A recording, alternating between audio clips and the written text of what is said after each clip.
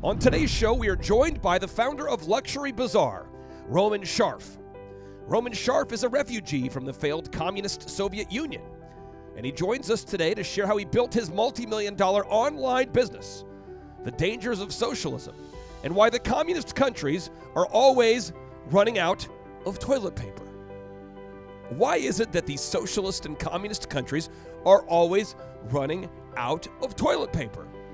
How can you build a multi-million-dollar online platform? And what is life truly like growing up and living in an impoverished socialist country where mediocrity is mandatory? Get ready to enter the Thrive Time Show. We started from the bottom, now we here. We started from the bottom and we'll show you how to get here. We started from the bottom, now we here. We started from the bottom, now we here. We started from the bottom, now we're on the top. Teaching you the systems to get what we got. Colton Dixon's on the hooks, I break down the books. Z's bringing some wisdom and the good looks. As the father of five, that's why I'm alive. So if you see my wife and kids, please tell them hi. It's the C and Z up on your radio. And now 3, 2, 1, here we go. We started from the bottom, now we here. We started from the bottom and Yes, and yes. Thrive Nation, on today's show, you are in for a laser show as we interview the man, the myth, the legend, Roman Sharf. Welcome on to the Thrive Time Show. How are you, sir? I'm doing well. Thanks for asking. Hey, Roman, for the folks out there that are not familiar with your company, LuxuryBazaar.com, what is LuxuryBazaar.com? For about 18 years, we've been an online portal for all things luxury, main concentration in high-end watches, jewelry, as well as luxury accessories.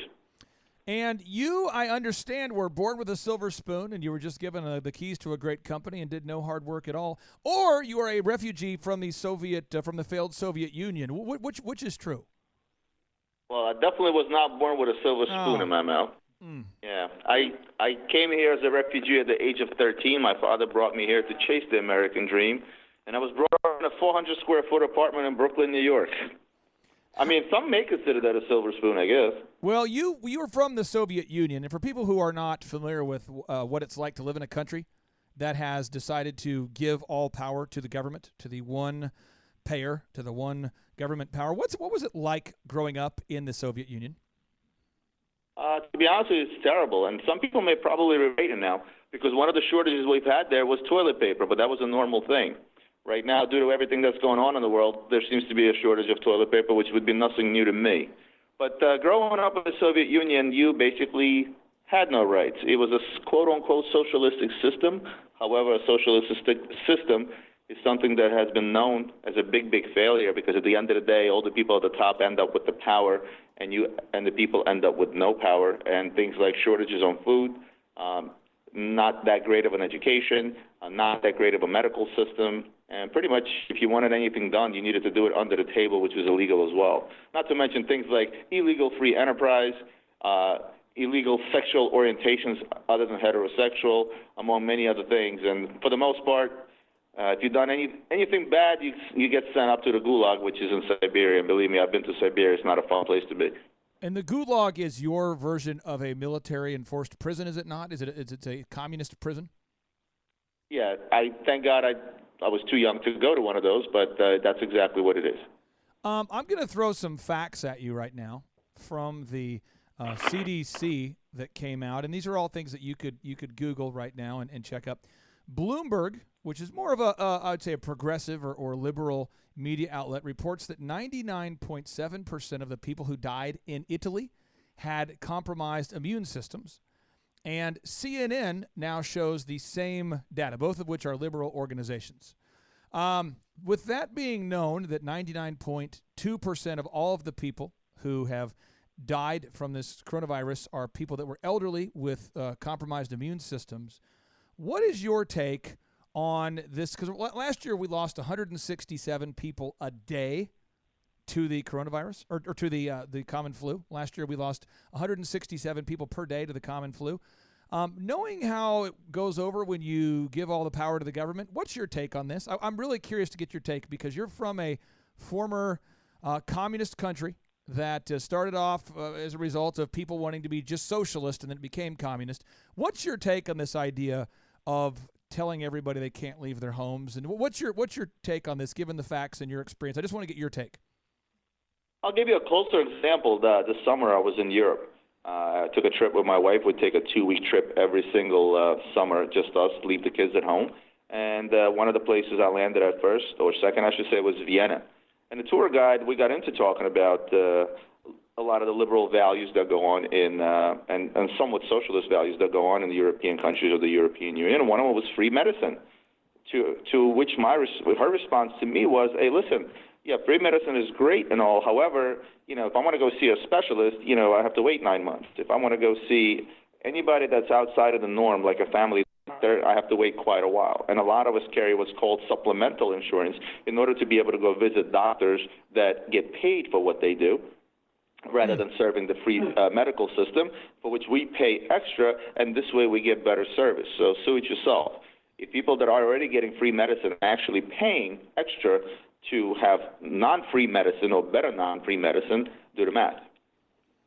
CNN recently put out a story there, and the headline of the story was talking about how there's one young girl who is 12 years old who has extremely aggressive pneumonia, and how she is sick with the coronavirus. Then it goes on in the same article. I'm going to read the text to you. It says here, out of the nearly 45,000 confirmed cases in China through February 11th, there was only one death in someone younger than 20, according to the Chinese Center for Disease Control. And it goes on to explain this.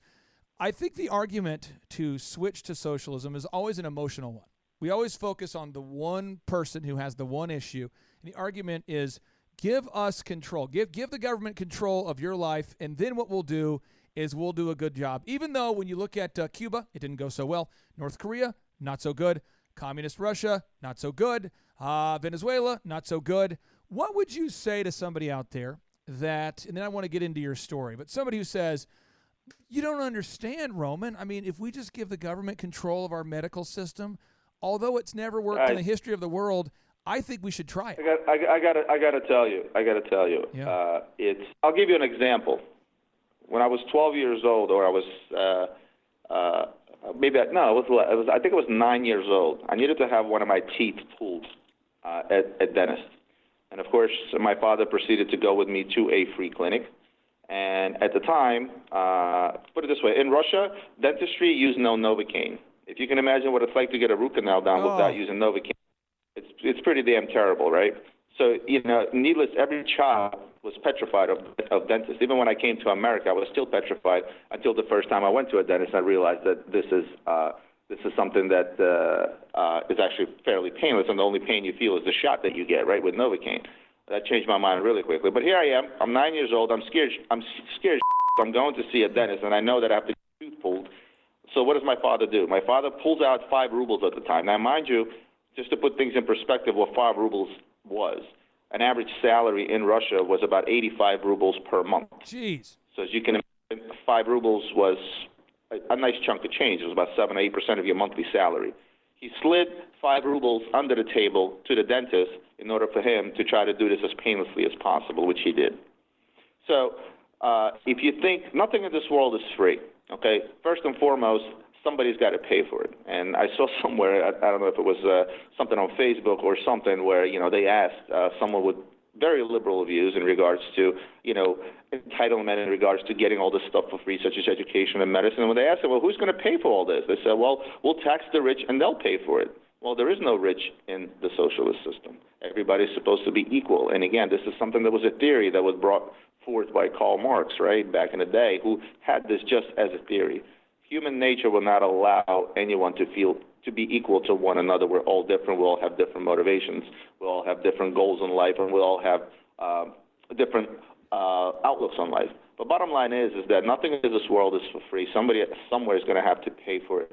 And I hate to say this, but I wouldn't trust any government to manage that type of amount of money in provide better health care. Private sector has always done a better job because that's the living that they make. When that's not your living, when you're just providing a service and your living is not based on providing that particular service, nobody's going to do a good job. Now, I was at one of my staff meetings on Friday. We're joined here with Paul Hood, by the way. Paul Hood is a CPA. So Paul Hood, I want to make sure you get a chance to meet Roman. Paul Roman. Hey, buddy. Hey, Paul, how are you? Outstanding. So, Paul, one of my employees came to me on Friday and said, hey, and again, if anyone listens to this show, imagine the kind of person that would say this to me. They said, hey, when are we going to shut down this particular company? Because I want to get those $1,000 per week Trump checks. $1,000 per week is what she said. $1,000 per week, get the Trump checks. And I said, where are you getting your information? And she said, well, there's like the Snapchat news, and I got a bunch of other people that are sharing me this news. And I said, well, one, the United States is going to give away $1 trillion. They're going to print $1 trillion of money, and they're going to give you a $1,000 check one time, and then 6 weeks later, they're going to give you another one. Not one a week. And she's like, oh, but I understand you have to pay me while if I'm laid off. And I go, nope. It's for employers to have more than 50 people. This particular company has less than 50 employees. And furthermore, we're not this particular brand operates at a 20% profit margin. We're not operating at a 70% margin. So you're going to get $1,000. Paul, tell us how this works, what you know about it right now. We've moved back the tax date, the date that taxes are due by a few months, and then tell us about the stimulus, what you know about it. Well, again, to me, it's a methodology of buying, emotionally buying people's support. I don't have a problem with the government stepping in and assisting when things are going the wrong direction, but the assistance needs to be to the ones that produce. So give me some tax breaks as a business owner so that I can expand or keep these people as employees. But when you give it to people that are just that are not that are as a gift that really and on top of that, Clay, how are they going to spend this money if they're supposed to be locked up inside their house? It's just a methodology of putting money back into flow. But the same thing, like Roman said, it's not free money. We're going to have to pay that money back. They're going to create debt, and at some point in time, our tax dollars, the people that pay the taxes, are going to have to pay that. So, or if you don't pay it back, it just dilutes the value of money, and our currency's worth less through inflation. It's like pouring water in the Kool-Aid. Yeah, and everything costs more. It costs more. So now you, Paul, you came from nothing. I came from nothing. But it was America nothing. Where Roman came from, that Soviet Union nothing. Yeah, that's a big difference. Now, Paul, you ate roadkill as a kid, right? I did. Because your father, if they killed something on the road, he'd say, let's eat that thing. He's an Indian. You grew up as a Native American, poor as can be. You bootstrapped and built yourself a multi-million-dollar empire. Roman, let's talk about your company, Luxury Bazaar. How did you start that thing, and how old were you when you started that thing? So, give you a quick version. Post-graduating high school, I joined the U.S. Army. I felt that was the thing for me to do because I believe everybody should serve the country that they live in. I'm a big believer and lover of the United States of America. I think this is the greatest country in the world, and I felt like I couldn't do better than by joining the military and actually serving my country, the one that I believe, and I would still, till this day, pick up a rifle and protect the way we live. Now, post that, I came out, I went to Penn State, and I got into the banking industry. I studied to be an electrical engineer. I took a few computer science classes. At the time, the market was hot on guys that do computer programming, so I kind of switched gears, went into that direction. My last corporate job landed me at Deutsche Bank. I commuted 2 hours each way from Philadelphia to New York City. By the age of 26, I was a VP at Deutsche Bank and had a nice office on the 25th floor overlooking Radio City, and I thought I kind of made it, and I started selling watches part-time. And, as much as my nickname is the founder, that's what they call me, but the credit actually goes to my wife. I had a gentleman approach me and saying, hey, this whole internet thing is blowing up. I sell watches. You should probably start something. I can bring you stuff to sell online. And I'm like, who the hell's going to buy $10,000 watches on eBay, right? Of course, my wife insisted that she thought it was a good idea. I did just that, and 3 years later, I left my job at the bank, unfortunately, because I was sort of at a crossroads post 9/11 when the market went to and everything was kind of falling apart, and I literally saw the bank let go of every other employee on my floor, and I said to myself, you know what? If I'm going to go down, at the very least, it'll be under my control. I never blamed the bank for letting those people go. It was a business decision. And that day, they let go about 15,000 employees. At the time, they employed about 120,000 people, about almost 10% of the company. Wow. And again, it was a business decision for which I didn't blame them, but I said, you know what, I don't want this to be me. When I saw my managing director that's had 25 years with the bank get up and leave and still looking for a job 3 years later, I said, you know what? I think the sign is there. I'm going to go and I'm going to work for myself. And the rest, as they say, is history. So I went on. I started doing watches and jewelry part-time. I built a website. And I started everything out of my basement. I was every single department, sales, management. I was shipping, I was receiving, I was quality control. It got to a point where, finally I didn't have enough hours a day. I didn't really shy away from long hours. When I was at the bank, it often required me to work about 80 hours a week, not to mention my 4-hour daily commute. And on top of that, I ran a team of 12 guys that worked out of Singapore, which was a 12-hour time difference. You can imagine how easy my job was.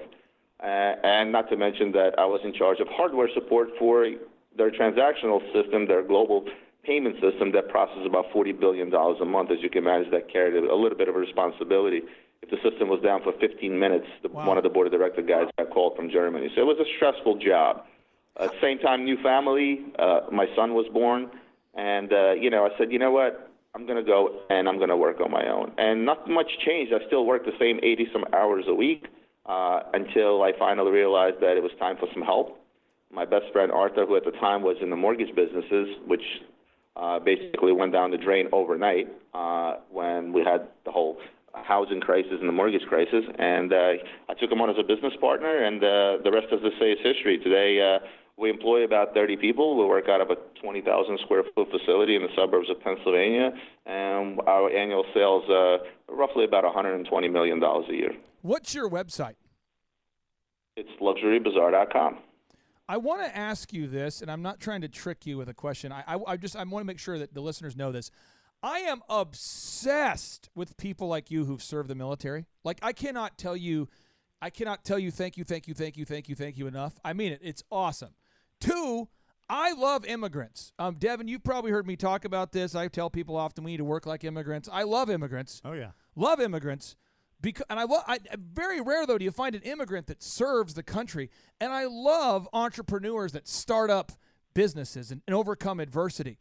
And, Paul, you've lived through this. We've had Roman mentioned we had 9/11. Right. And the recession that followed. Sure. Then we had I was there. I was in New York on 9/11. Deutsche Bank, World Trade Center 4 was Deutsche Bank's offices, as well as 130 Liberty Place, which was the building right across the street that got damaged. So as an immigrant who's very familiar with what it's like to live in the former Soviet Union, and as a guy who's been around New York City quite a bit, what are your thoughts about the job performance that President Trump is doing? Yes. Everybody and their mother is sitting on Trump for trying to do one single thing that's being done all over the world. I do a lot of business in the Middle East, places like Dubai, Oman, Bahrain, and things of those nature, where those countries, their number one priority is their country and their people, and everything else comes second. They're citizens. And the only thing Trump has tried to do in the last almost 4 years of his administration is exactly what he said he wants to do. He wants to make America great again. Amen. Okay, we are a capitalist country. We're a country that was built on immigrants. We're a country that was built by survival of the fittest, so to speak, right? And the only thing this guy's been trying to tell everybody, maybe not in the clean, politically correct way that everybody's expecting politicians to be, right, but the only thing he's trying to do is to make this country great again. And I agree with you in regards to the slippery slope of starting with our far-left media, okay, that's so biased, starting with the fact that within our education system, pretty much 90% of our educators are far left, right?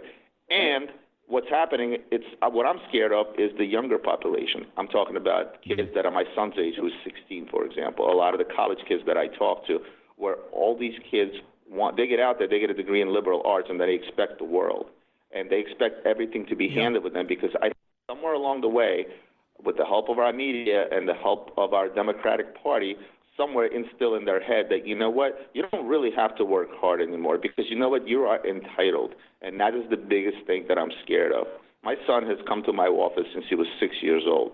My son also started a successful business at the age of 14. He's now 16, and last year's sales, he sold to the tune of $350,000. My son at the age of 16 just went and bought himself an $8,000 watch, for which he paid for his own money.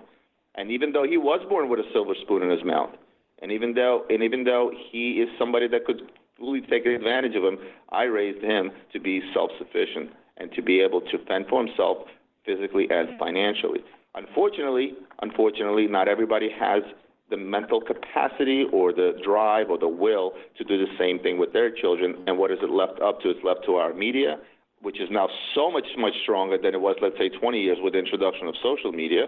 And it's left to our education system, where you will find most educators, those that have a daily influence over your children, tend to lean far left. And this is what scares me the most. So I agree with you. It does often feel like we are driving towards a cliff that we don't quite see yet. But the only thing that can be done on an individual level, at least what I am doing, I am not raising my children to be far right either, but I'm raising my children not to be those that are going to feel entitled, which is the biggest thing. I'm raising my children to understand that this is how you make your own thing. They're fully aware of my financial status. They're fully aware of the fact that they live in a nice, beautiful house. They're fully aware that they go to private school. But at the same token, they all know what it's like to go make $1. They all know worth of $1.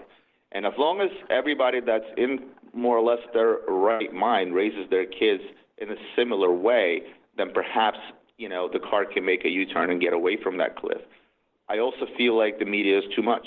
I feel like at some point the government needs to put a limit on freedom of speech. I was on Fifth Avenue, right across where Trump's apartment is, across Trump Tower. This is on 57th and 5th, right? And I saw a guy on the corner selling not so nice, buttons of Donald Trump that really humiliated him as the president.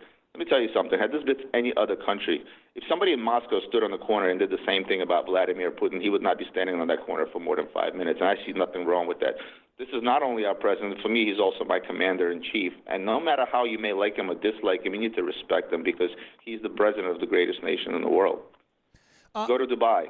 Yeah. Try to make fun of their shit over there with some kind of a button sale in the corner. You'll be thrown in a dark room for the next 5 weeks, and nobody will hear who you are. You can't. Roman, I had a person today that I spoke to who's a nice young lady.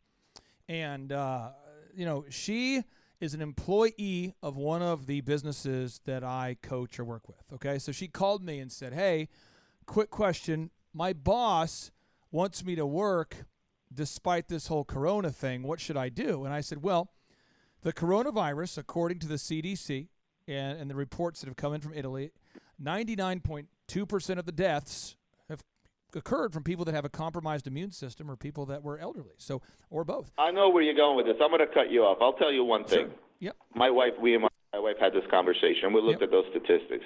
You know what my wife said? She said, look, we're both healthy adults, right? Yes, this thing doesn't affect children according to statistics, right? Yep. But she's like, I'm not concerned about me. I'm not concerned about you. I'm obviously concerned about the children because these are my children.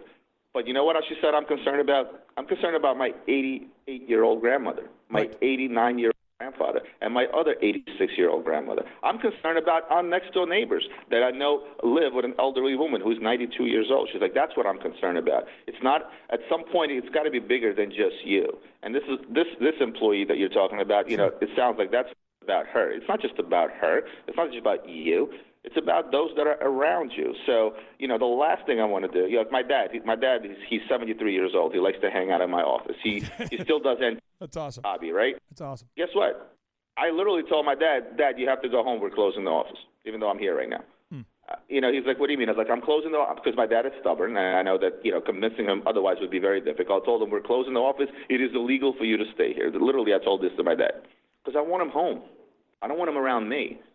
Because God forbid I have this thing and I got contracted it from somewhere else. I may not even know it because the symptoms may not even show up. I may have it and may be gone. I won't even know about it. But God forbid I pass that over to my 73-year-old father whose immune system is not going to be as strong as the next guy. So that's the thing you have to worry about.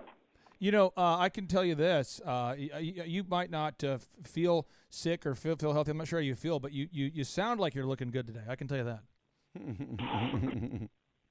Well, you know what? This morning I actually woke up in a bad mood, and so I decided to fix that. So I just looked in the mirror, and that was it. Nice. Hey, well, I appreciate you so much for being on the show. What's your web address one more time for the listeners out there that do want to check out you and the products that you sell and the brand you've built? Well, majority of people that play around with watches and jewelry already know our website, which is luxurybazaar.com. We're a fairly known name in the industry for those that shop the type of products that we sell. But what's something that's fairly new to your listeners would be my YouTube channel, which I opened up a little bit over a year ago, where I talk about things like the market, where I show off luxury things like $1 million watches as well as $1,000 watches. So I would encourage people to check out my YouTube channel, which is my name, Roman Sharf. Roman, thank you so much for being here, man. I really do appreciate you. No problem, guys. Hey, it was a pleasure talking to you, and we'll talk sometime again. Hey, take care. Good, Roman. Bye. And now, without any further ado, 3, 2, 1, boom! Boom. Boom. Boom. Why does this still keep happening to me? I don't know whose prayer I'm breaking into, but I'm breaking into somebody's prayer saying, Lord, why do I keep going through the same things over and over again? And the Lord sent me here to tell you the problem is with your default. Until you change your default, you will always go back to being who you were before because you have never changed your mind.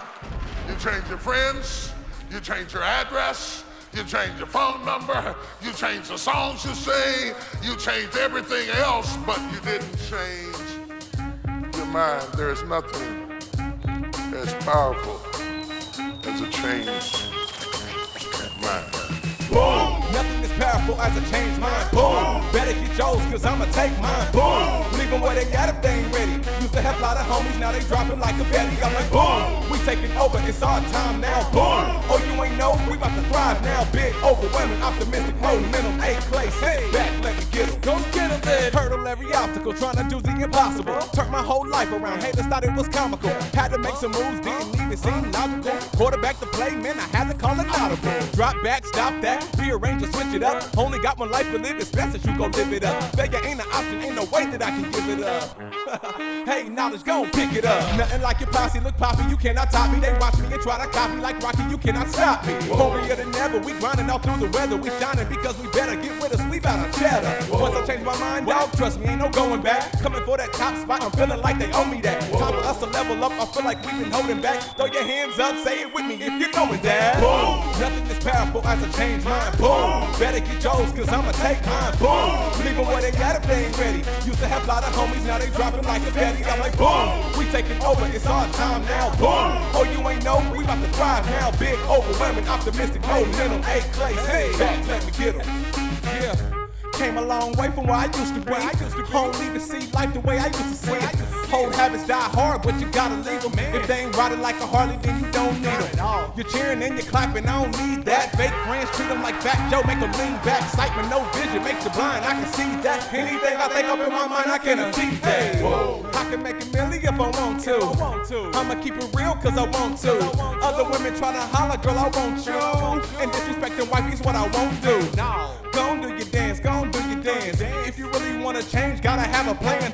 Even when they sit down, I'ma take a stand. Throw your hands up, say it with me if you know it, man. Beliefs become your thoughts become your actions. So be intentional about where your passion is focused. There's no hocus pocus. We only live once, man, and you know this. You can't press the rewind, but you can make a beeline to the next level like you're headed for the tree line. I was born in Minnesota, moved to Oklahoma, incorporated both into my rhymes. Now it's time to show ya how a former stuttering student can turn out the raps with a lyrical miracle flow in the cash to match. Yeah, I'm important, a Minnesota refugee, but I'm consistent as can be as I rap on hip-hop beats, bringing rappers and tax. Even though that I'm wise, I can play that funky music, but I ain't vanilla ice. Here we go, here we go, here we go, full steam. 3, 2, 1, dynamite on the scene. Boom! Nothing is powerful as a changed mind. Boom! Better get yours, cause I'ma take mine. Boom! Leave them where they got if they ain't ready. Used to have a lot of homies, now they dropping like a belly. I'm like, boom! We taking over, it's our time now. Boom! Oh, you ain't know, we about to thrive now. Big, overwhelming, optimistic, momentum. Boom! And the Lord sent me here to tell you the problem is with your default. Until you change your default, you will always go back to being who you were before because you have never changed your mind. You change your friends, you change your address, You changed your phone number, you changed the songs you sing, you changed everything else, but you didn't change your mind. There is nothing as powerful as a changed mind. Hear the rest of T.D. Jakes' incredible, life-changing, and mind-altering sermon, Nothing as Powerful as a Changed Mind Today, by looking up T.D. Jakes on YouTube and typing in Nothing as Powerful as a Changed Mind. You're getting ready to flow. I feel the glory. That is a Biblical Miracle Rap